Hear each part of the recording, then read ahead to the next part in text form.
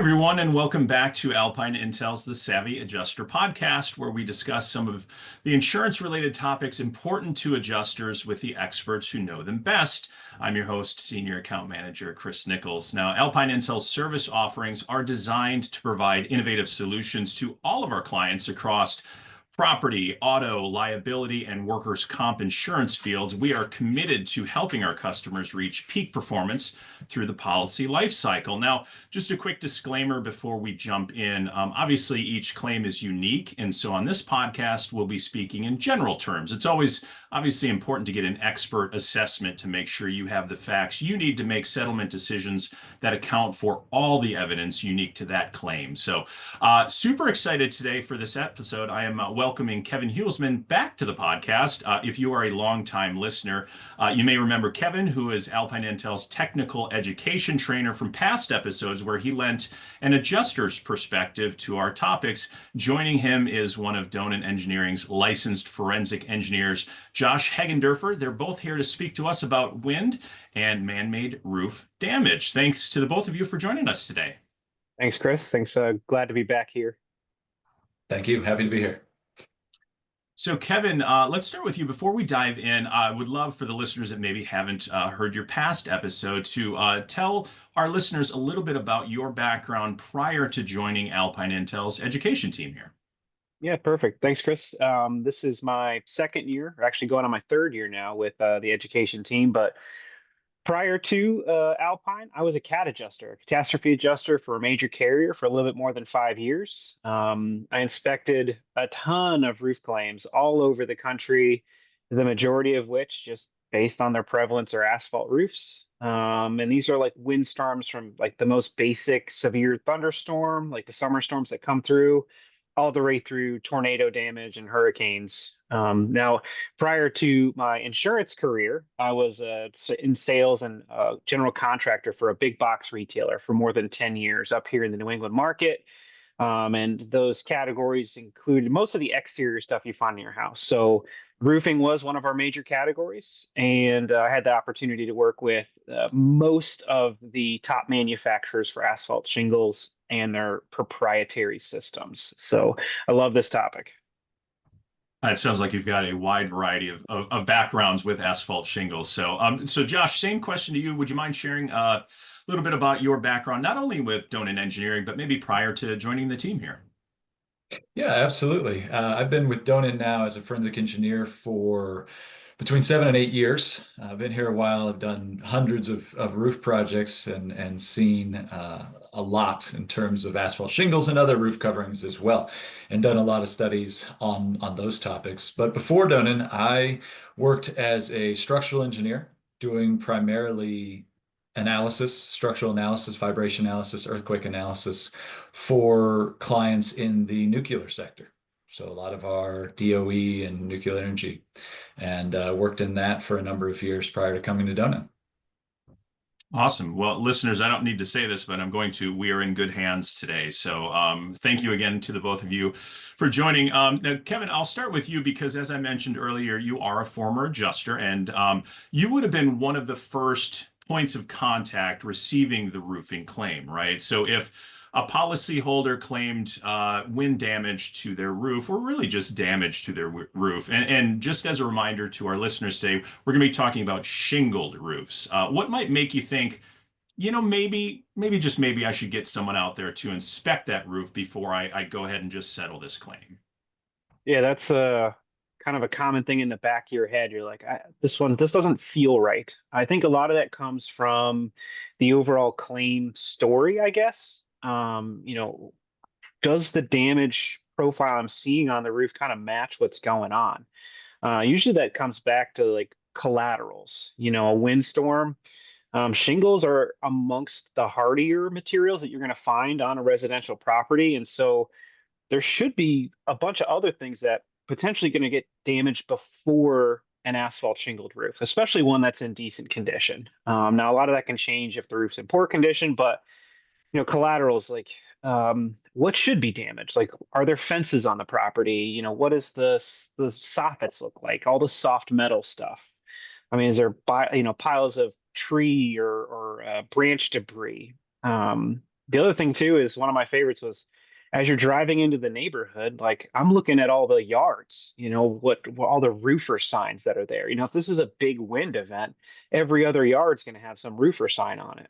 And so am I in a neighborhood that doesn't have any of that? Or am I the only house in the neighborhood that's got a tarp over the top of the roof? Or am I seeing the same thing? So it's one of those where it doesn't feel like it makes sense. Like the only thing wrong with the roof is potentially this wind damage. And then the actual wind damage itself, like the profile of what you're looking at. We probably will talk more about this today, especially with Josh's expertise, but like the type of damage to the shingle, like wind has a pretty specific profile of what it does on average. And if you're seeing some key indicators like torn shingles or missing chunks and pieces, like those are that kind of makes the hair on the back of your neck stand up. And before you go saying it is or isn't, you might want to get some expert help. There's a story about a cape that Donan was a part of, and this had like the most perfectly random damage on every single slope. And you're thinking to yourself, this is an older 3-tab roof. Like this probably is not going to perform all that well in a windstorm, but like it was perfectly symmetrical damage on all facing slopes of the house. And there was nothing else in the neighborhood or in the yard that said there was a nasty windstorm here. But for some reason, every single one of the slopes had like 3 or 5 wind creased shingles. And even the little dormers had it. So, if things don't add up, and you're having trouble making that determination, like that's probably where I'm going to reach out and be like, listen, I don't want to say that it's something it's not, but there's not enough to definitely call it wind damage.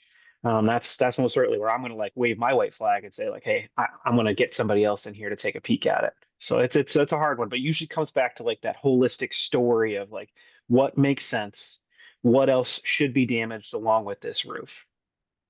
Yep. It sounds like there's a ton of factors Oh that God, you yeah. spoke to that are outside of was it windy that day, right? Yeah. You're looking at a lot of other things. So that's interesting from an adjuster's perspective. And Josh, flipping to you from the engineering perspective, once you've received a roofing claim inspection, right, with Donan, you may or may not have been told up front it could be wind damage. So what are some things you look for before you look at on-site evidence? Sure. So before we go on site, we always make a touch to the client. Where we received a scope, it might say determine whether the roof is damaged or something incredibly generic. It may specifically mention wind damage, but we'll try to reach out to the client, make that phone call happen, and discuss what's going on so that we know specifically kind of what we're looking at before we go.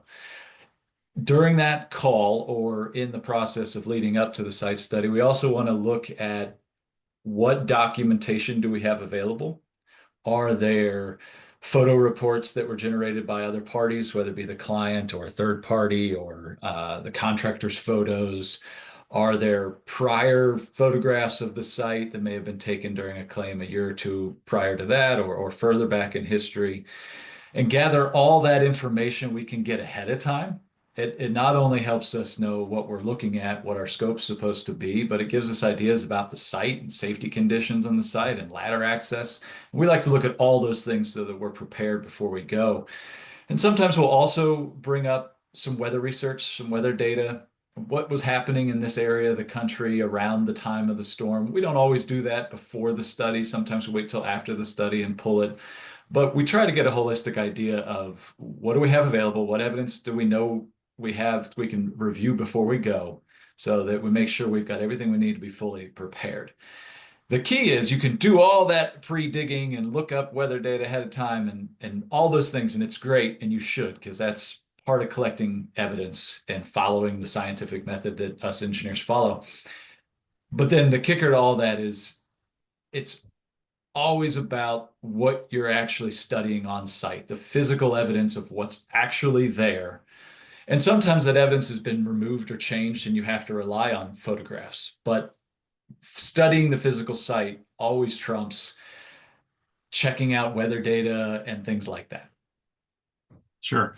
Makes sense. And we've had some of our national fire experts, origin and cause fire investigators on, and I know that they tend to get to a claim site prior to even looking at anything and do a lot of witness statements, right? For neighbors. What did you see? What was the day like? Have you seen anybody working on that roof recently? How important are witness statements prior to actually looking at the roof for Donan Engineering? So we tend to not get a lot of that information ahead of time. We have a basic survey that the homeowners or the business owners will answer about the age of the building and some other minor factors, but we don't tend to gather a lot of those kinds of statements ahead of time. We will go to the site and we'll meet with the owner or the owner's representative. We'll meet with whoever, whatever contractors are there. If they tell us that there was another party involved who may not be there, we'll gather that information, whether it be a phone number or an invoice or a bill or whatever it might be. But we like to do all that collection on site when we're there speaking to the people who saw it and felt it and were there. We don't do a lot of that ahead of time. We don't try to do that over the phone. We like to talk to the people on site. And then if there are gaps where someone might have a piece of knowledge that's important that we need to gather, we'll gather the need to know that on site, and then we'll make those calls or send those emails afterwards. Sure. Yeah, I just wasn't sure if a lot of that happened before or after, and you've certainly answered that question. And Josh, sticking with you for this next question on previous episodes of the podcast, we've talked about collateral indicators of wind damage, which are things obviously other than the roof that you might be looking at. Can you just give us a little bit of an idea of what some of those collateral indicators are in a claim where wind may be the cause of loss? Sure. And Kevin, I know you mentioned a few of these when you first came on as well, so I won't reiterate some of the same things. But the first thing I'll point out is we make it a point to ask the owner of the property what types of damages to those collateral things may have happened to the property during the storm, because it's easy to forget that a lot of times things get cleaned up or repaired, or they make changes to the property between when the event was and when we're actually getting there. Which is one reason we love it when our clients will ask us to go really quickly, because a lot of that stuff is still there. So we always make a point to ask them, and they'll say, oh, well, some siding blew off the right side, but I already fixed that. We follow that. Do you have a photo of that? Well, yeah, let me look at my phone. I'll get a photo. We gather all that information of what the site would have looked like if we had been there the day it happened, but that they may have changed since then. A tree got cleaned up, etc. And then after that, we do search the site and the surrounding areas and the properties. And things we're looking for are, broken tree limbs, down trees, down fences, those kind of ancillary things that are outside the actual building itself. Trampolines are surprisingly easy to toss around in a strong wind event. Those tend to get beat up pretty good. So we look for trampolines, umbrellas, furniture, and then the stuff that's actually touching the house that tends to be the most susceptible are these non-structural items. And Kevin, you mentioned soffits. Soffits are vinyl soffit. It pops in. It's very easy to pop out. Uplift pressure knocks that out pretty easy. Lights and fans and claddings and vinyl shutters, gutters, downspouts, all of those things are these non-structural items, which are not designed to withstand the same wind pressures that a roof covering is, that you would expect to potentially be vulnerable to wind. The one caveat that has to be remembered is that, like Kevin mentioned at the beginning, a properly installed sound asphalt shingle roof that is sealed as it is intended to be can be rather robust. But an unsealed, particularly 3-tab shingle, you have a somewhat aged 3-tab shingle, the seal has failed, it's just there. It's very easily damaged by wind.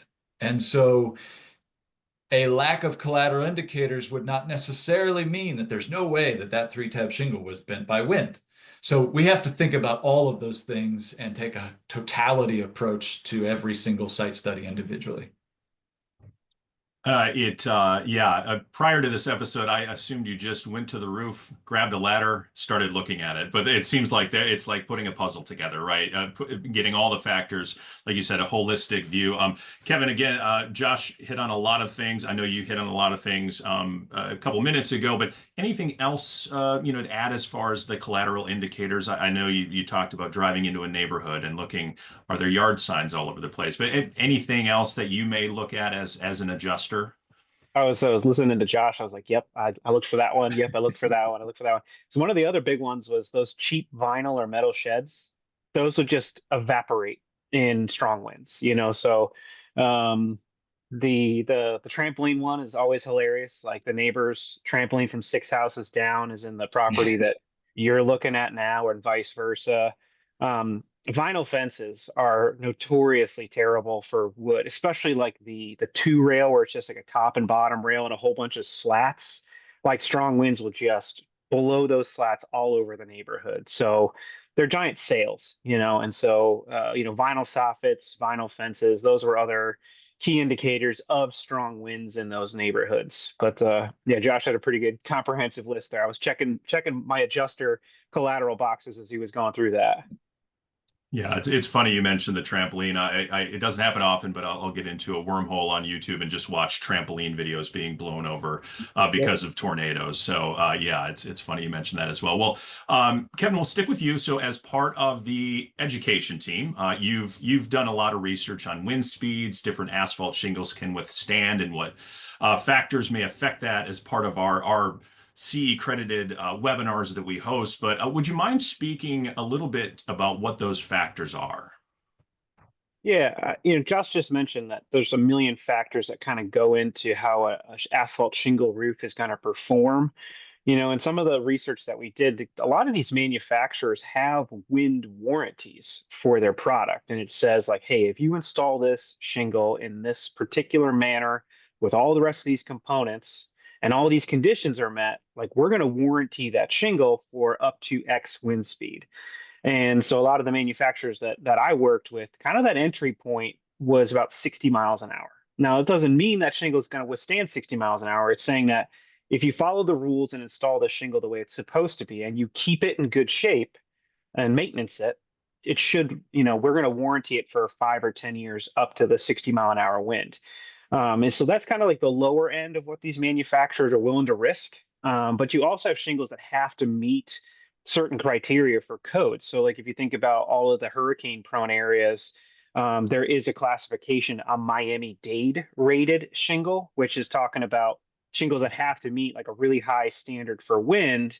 And I think that's somewhere around like 120 to 135 miles an hour. Like that's a really, really strong sustained wind when we're talking about hurricanes. But again, those are in perfect installation scenarios with nothing else going on. That's kind of, if you're talking about a brand new roof that was installed correctly, maybe 60 miles an hour is the entry point, or that Miami-Dade rated shingle, 130 miles an hour is that wind entry point. But it really comes down to the rest of the conditions on the roof, the property, not even just the roof.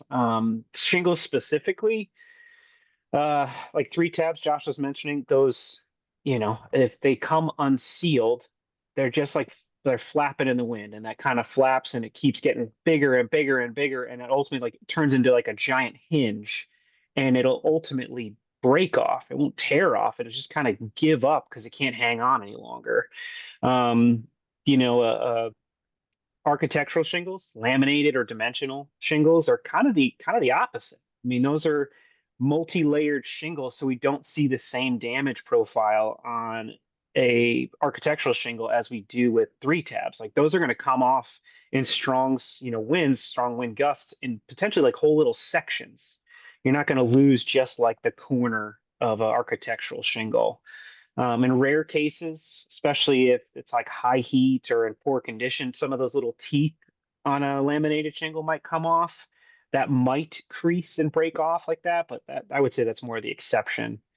Couple other factors, maybe the installation, nailing patterns. There are rules and regs out there. Each manufacturer is going to tell you this is how we want our roof put on.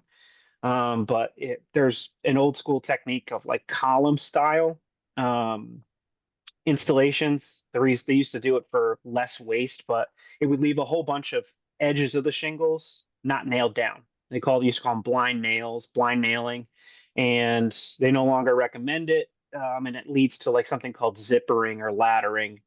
Those are the patterns unique to a bad installation. Um, what else we got? Maybe the exposure of that roof.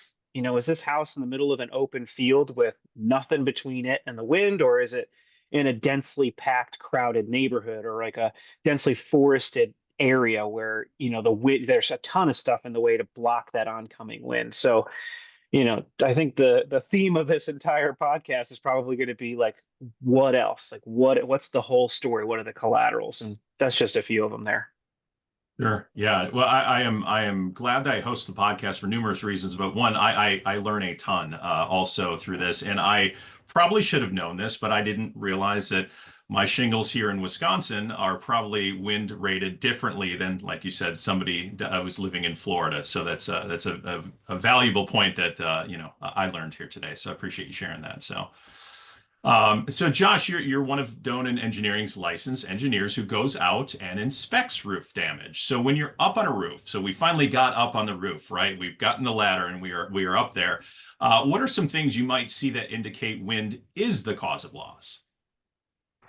Sure. So we always try to first make sure that we are looking at the areas of the roof that are most susceptible to wind damage. And those tend to be the areas where the wind pressures tend to get amplified and be the highest.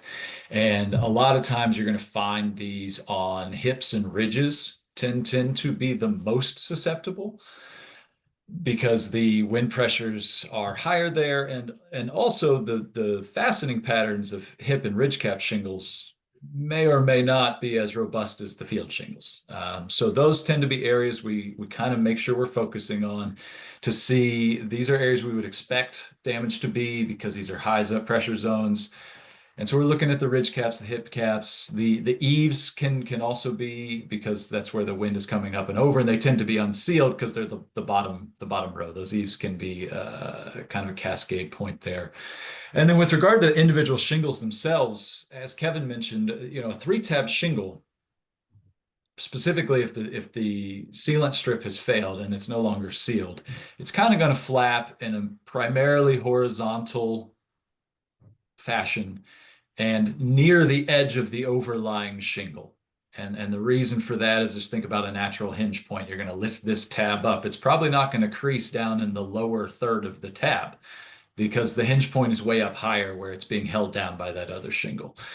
So a lot of times they'll crease and eventually tear or fall off from a three-tab perspective. Dimensional shingles, the laminated shingles, the teeth, as Kevin mentioned, which is the upper applique layer, if their seal has failed, then they basically behave like a three-tab. They don't have anything holding them. They're only one layer thick, and they will also crease and can eventually break loose or tear off. It's mostly all about that bond. They have their own individual sealant that holds them to the base layer. And if those sealant strips have failed, then they are susceptible.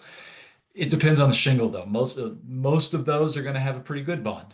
Some of them won't, depending on age and installation and several other things.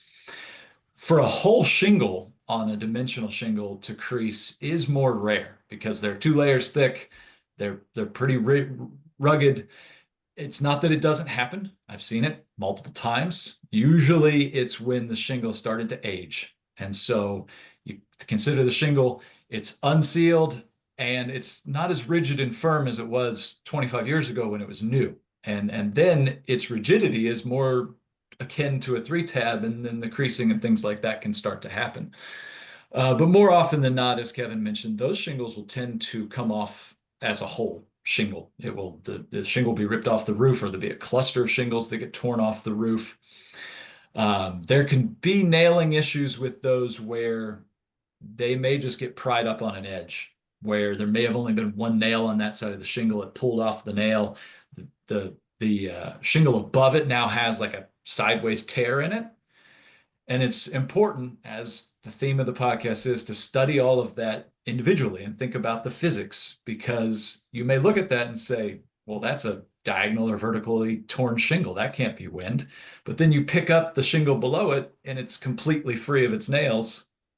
And that's why when you did that, the other one above it had this weird tear. It's because this got lifted up and things like that. So it's very important to look at it in its entirety. There are the classic examples of wind damage, and that's, where it's torn, where it's missing, it's torn off, it's creased. The creases are typically horizontal, but then there can be times where the damage is not as classic, and you have to think about the physics of what actually happened up there. In your vast experience with roofing inspections, do you see, and again, this is something I don't know, so that's why I'm asking the experts, primarily shingles used on residential structures versus commercial, or are there commercial buildings out there that may use some type of shingling where you have to get up there to kind of look at? If you think about the shingles themselves, it's just a roof covering. So like there's like kind of the in-between properties where it's not like a giant flat roof commercial warehouse building. That's going to have some kind of like TPO or modified bitumen flat roofing material on it. But like in town here, they're building a huge condo complex, with a couple hundred units. Those are all framed asphalt shingled roofs. So the same theories apply to that. Now, it's probably a code thing that they're saying like, hey, this shingle's being used in a commercial setting. There may be different rules for that aren't obvious to me, but yeah, they can still install asphalt shingles on more of a commercial type of, application. But when it comes to like use and like they are going to say you can't install asphalt shingles on a flat or a more flat roof surface. Like I think most manufacturers are going to say, hey, we don't want our shingles on anything less than a 212 pitch. We're going to have rules for those shingles, anything less than 412. So yeah, you can see them in commercial settings. We had large losses at the carrier I had where, again, these are apartment complexes or college buildings that are just framed and have shingled roofs on them, but it is technically a commercial setting. Yeah, Josh, anything to add to kind of, Kevin's experience with residential versus commercial roofs and the application of shingles? Yeah, no, I would second his answer there. The commercial application where shingles are used are typically on your steeper slope buildings, and most of the time, at least in my area of the country, you're going to see those on smaller commercial buildings such as doctors' offices and these light framed buildings that might only be 1 or 2 stories, and they have steeper pitches to the roofs. And I'm in South Carolina, we don't use a lot of the other steep roof coverings as much, such as clay tile or concrete tile, or occasionally there are metal roof coverings, but most of the time, small commercial buildings like that are going to wind up with asphalt shingle roofs, unless, as Kevin said, the pitch gets low and then it's going to turn into some of your low slope coverings. Sure. Well, and sticking with you, Josh, you mentioned in the previous question, some of the creases and other evidence might be wind damage, and it might be something else, right? So speaking to the evidence you see that may damage asphalt shingles outside of wind, can you give us some examples of what those are and what else they could be signs of? And not to steal any thunder, but I'm thinking more like installation issues, manufacturing, but any other signs, that you can kind of speak to that may damage, that shingle outside of just simply wind. Sure. When we're looking at a roof covering and we're looking at the shingles, there's got to be something that's either missing, creased, or torn, or we probably wouldn't be there. So we look and we find what's going on with these shingles. As we mentioned before, we study it holistically, but some of the indicators that it may not be wind is the obvious stuff where the tears are irregular, or small pieces are torn out, or it's just the small lower corner is creased or torn. And there's no way for, if you think about the physics of it, for a uniform uplift force, which is what wind does, it's a uniform uplift pressure, to have caused that isolated, irregular pattern, we'll say. So, and some of the things that can cause those types of things is obviously it could be man-made issue, somehow that piece of that shingle got torn off for some reason or another. It could be animal damage. The small animals and birds love to pick at the edges of shingles and tear the edges of shingles because there's usually some type of food in there for them. Tree debris, things that get down there, and that causes a lot of edge tears and little things like that. Occasionally, there'll be larger animals. Raccoons are a fun one. They can do serious damage and rip big old chunks of shingles off. So that can be something going on, and there's other evidence you'd want to look for if that was the case. And I won't get into too many details on that. But then there are also this idea of the crease shingles. So you have crease shingles, they're on the roof. Maybe the crease is perfectly horizontal, looks like a crease shingle, but we want to look under that crease shingle because a lot of times there will be well-defined little nail holes right underneath the shingle. And they're not the nail holes that are holding the shingle to the roof. They're separate nail holes. And they may be filled with sealant, they may not. But that's an indication that at some point, someone nailed something underneath those crease shingles. And usually that's a toe board for helping the installer to get on the roof and do the installation. Or a lot of times we see these out on the rakes. So way out on the edges of the roof, there's going to be 2 or 3, and sometimes they're uniformly spaced crease shingles out on these rakes. And a lot of times they are firmly sealed. If you kind of get up, you can see it's been a hand sealant applied, but other times they're unsealed and you pull them up and you see these little nail holes in them. And that's kind of a classic indication that someone was using a scaffolding product to install the siding. And so those are some of the installation related things where you don't just want to say, okay, there's a crease shingle. You want to study it, look up underneath it, see what's going on under there. There are other items that you get into with nailing issues. So a lot of times you'll get to a site and there will be shingles that aren't there anymore. The shingles fell off the roof, they're not there. And we want to study that. A lot of times pieces of those shingles, most of the time with a dimensional shingle, it's got 2 layers. It's got a laminated layer and a base layer. And sometimes one or the other might be in the gutter below it.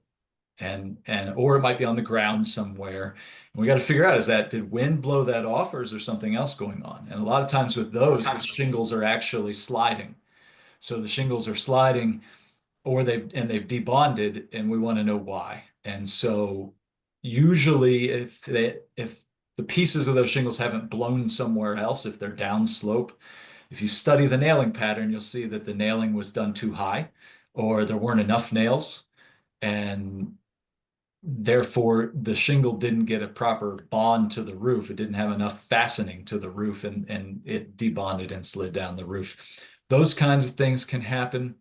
And then trees or other adjacent objects that tend to rub the roof. It could be a fallen tree limb, but it could just be a tree that needs to be pruned. It's been up against the roof. And a lot of times they will almost produce like an arc effect because the branches and they're kind of scraping on the roof, and that can cause tearing and those kinds of things. So all of those things play into it. One of the other major things we always look at is the mat. So the sealant strip connects the shingles together, and so we're going to look at the sealant strip area, and we want to study the mat. So sometimes there will be chunks of the actual fiberglass mat material that are pulled out, ripped out at the sealant strip. We call that mat transfer or mat tear out. And we like to study that because it tells us that something with a fairly significant force pulled on this to break that bond enough to actually pull a chunk of mat out. And that could be a severe wind event, or if there's no evidence of severe wind event, that might be something else, something manual pulling that out, whether it be for repairs or something else. So we look at all those things. With regard to human interaction on roofs, a lot of times roofs have undergone repairs. And so classically it's a pipe boot. Pipe boot leaks and you need a new pipe boot. Shingles have to be manipulated to do that. They're not always done cautiously. And so adjacent shingles to that repair might be creased or torn. Usually the telltale sign is that the pipe boot A is new and that the shingles around it don't match because they're having to do a local repair there. So all of those items can be caused by a variety of factors, and these are all the things that play through the engineer's head when they're studying the roof.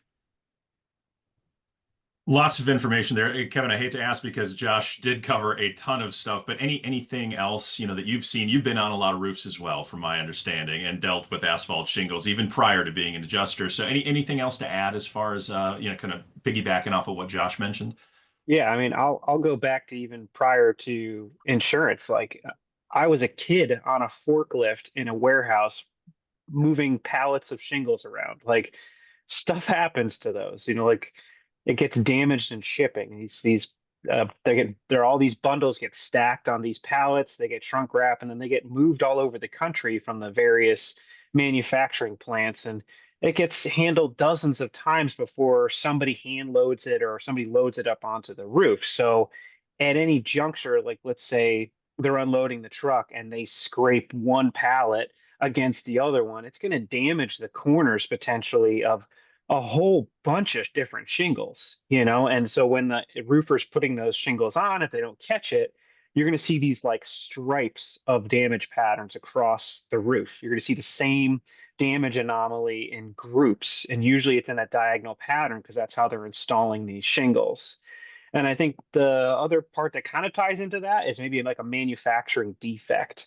Um, you'll have like a group of shingles, a lot of shingles where like they just did not get enough adhesive put on to properly adhere the granulars in a certain area of the shingle. And so locally, when you look at it, you're like, this looks like a wind crease or maybe like a hail impact, but that same anomaly is happening on a whole bunch of other shingles and almost in series because again, if the same lot is affected, just think of it like color. When they tell you make sure the dye lots on these different shingles match before you put them on your roof, because if you don't and you have like dye lot 101 and then you've got dye lot 102, technically they're the same color, but you're going to end up with these like different colored streaks on your roof. So the same thing applies for like a manufacturing defect or a potentially shipping damage. Is a bundle of shingles or a group of bundles are going to be damaged in the same way, or they're going to have a similar